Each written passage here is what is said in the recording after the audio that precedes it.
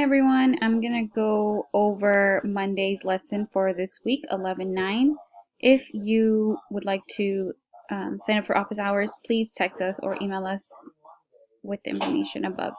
Today you will complete an Edpuzzle, a Padlet, and finally a survey. Your objective for this week is that you will be able to develop an initial explanation of how variation and overproduction results in natural selection. We are starting a new unit, which is Unit 4 on evolution.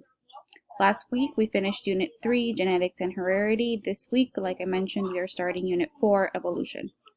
Please complete the Edpuzzle listed on Step 1. Click the image, then click the link. For Step 2, you will create a Padlet response based on the Edpuzzle. So click on the Padlet and then click on the link.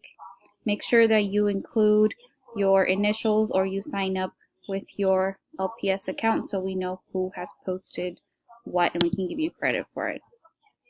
Lastly, please take this short survey about Unit 3 and make sure that you check your work and you click submit. Let us know how long this lesson took you, and don't forget to click turn in on Google Classroom. Thank you.